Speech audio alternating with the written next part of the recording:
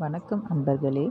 நாள் ஒன்றிற்கு ஒரு திருக்குறளும் அதற்கான விளக்கத்தையும் அதற்கேற்ற சிறு கதையையும் இந்த பதிவில் பார்த்து வருகிறோம். இந்த பதிவினை தொகுத்து வழங்குபவர்கள் பைமோட் மொபைல் ஆப்.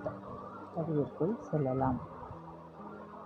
பால் அறத்துப்பால் இயல் பாயிரவியல் அதிகாரம் 1 கடவுள் வாழ்த்து.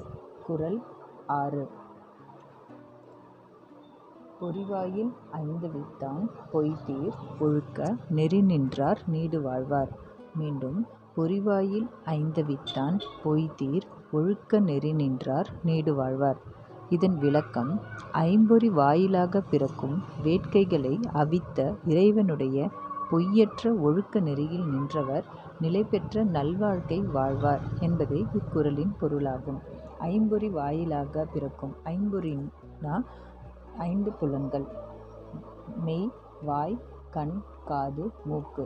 இந்த 5 புலன்களின் வாயிலாக பிறக்கும் ஆசைகளை அவித்த இறைவன், ஆசைகளை விற்ற இறைவனுடைய பொய்யற்ற ஒழுக்க நெறியில் நாம் நின்றால் நிலையான வாழ்வை பெறலாம் என்பதே இக்குறள் மூலம் திருவள்ளுவர் உணர்த்துகிறார். இதற்கேற்ற சிறு கதையை இந்த பதிவில் காணலாம். ஒரு ஊரில் பிரியா என்ற ஒரு சிறுமி வசதியான இருந்தாங்க. அவள் ஒரே மக என்பதால் ரொம்ப செல்லம் கொடுத்து வளர்த்தாங்க. அவள் கேட்குறத எல்லாத்தையும் வாங்கி கொடுத்தாங்க. அவளும் அடம்பிடிச்சி டாய்ஸு, ஐஸ்கிரீம் அப்படின்னு ஏதாவது ஒன்று கேட்டு வாங்கிட்டே இருப்பாள். இது அவங்க அப்பாவுக்கு சரியாக படலை. ரொம்ப வசதி இருக்குன்னு செல்லம் கொடுத்ததால் இவ தவறாக பயன்படுத்திக்கிறான்னு அவர் யோசித்தார். ஒரு நாள் அவர் முடிவு பண்ணி இவளுக்கு கரெக்டாக பாடம் சொல்லி தரணும்னு சொல்லி ஒரு டாய் ஷாப்புக்கு கூப்பிட்டு போனார். இந்த டாய் ஷாப்புக்கு கூப்பிட்டு போனதும் பிரியாவோட அப்பா பிரியா கிட்ட சொன்னார், நீ உனக்கு எந்த டாய்ஸ் வேணும்னாலும் இந்த கடையிலேருந்து வாங்கிக்கலாம். ஒரு டாய்ஸ் ஆனால் 2 கண்டிஷன்ஸ் இருக்குது அப்படின்னு சொன்னார். என்ன கண்டிஷன்னா, இந்த கடையிலேருந்து ஏதாச்சும் ஒரு டாய் நீ வாங்கிக்கலாம், அது முதல் கண்டிஷன்.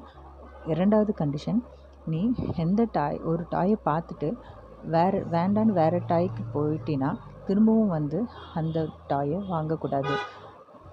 ஒரு முறை அந்த டாயை கடந்து போயிட்டினா அது திரும்பவும் வந்து வாங்கக்கூடாது. அடுத்து வேறு டாய் தான் நீ வாங்கணும். இந்த 2 கண்டிஷனையும் பிரியா கிட்ட சொன்னார். பிரியா அதுக்கு சம்மதம் சொல்லி டாய்ஸ் பார்க்க போனான்.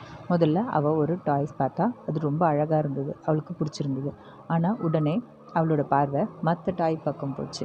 இதை விட அழகாக வேறு டாய் இருக்கான்னு பார்க்க அவளுக்கு பிடிச்ச அந்த டாயை விட்டுட்டு வேறு டாய் பார்க்க போனான். ஆனால் அந்த டாய் துரதிர்ஷ்டவசமாக அவளுக்கு அது உடஞ்சிருந்தது. அவளால் திரும்பவும் போய் அந்த முதல்ல பார்த்த டாயை எடுக்க முடியல. அப்பாவோட கண்டிஷன் ஞாபகம் வந்தது. ஸோ அதனால் வேறு டாய் பார்க்கலான்னு அடுத்து வேறு டாய் பார்க்க போனான். ஆனால் கடைசியில் அவளுக்கு எந்த டாயுமே பிடிக்கல. முதல்ல அவள் பார்த்த அந்த டாய் தான் பொம்மை தான் அவளுக்கு பிடிச்சிருந்தது. கடைசியில் எந்த டாயுமே அவளால் எடுக்க முடியல. அவங்க அப்பா கிட்ட வந்து, அப்பா, நீங்கள் போட்ட கண்டிஷனால் என்னால் எதுவுமே என்னால் எந்த டாய்ஸும் வாங்க முடியல. எனக்கு என்ன பண்ணுறதுன்னு தெரியல. எனக்கு ஏன் இப்படி ஆச்சு அப்படின்னு அழுதா. அவங்க அப்பா சொன்னாங்க, பிரியா, நீ முதல்ல பார்த்த டாயே உனக்கு பிடிச்சிருந்தது. நீ அதையே எடுத்திருந்தீன்னா உனக்கு ஒரு டாய் கிடச்சிருக்கும். நீ என்ன பண்ண, அதை விட இன்னும் அழகாக இருக்கா அப்படின்ற ஆசையில் வேறு டாய் பார்க்க போன. கடைசியில் உன்னால் எந்த டாயும் வாங்க முடியல. இதே போல் தான் வாழ்க்கையும். நமக்கு வாழ்க்கையில் எல்லா ஆசையும் வந்துட்டுருக்கோம். அதுக்காக ஆசைக்கு பின்னாடி நம்ம போயிட்டே இருந்தோன்னா நமக்கு வாழ்க்கையில் எதுவுமே நிரந்தரமாக நினச்சிருக்காது. கடவுள் நமக்கு கொடுத்த நேரத்தில் நமக்கான வேலையை நமக்கு கரெக்டாக செஞ்சு கடவுளுக்கு நன்றி சொன்னாலே நமக்கு தேவையானது நம்மளை தானாக வந்து சேரும் அப்படின்னு சொன்னார்.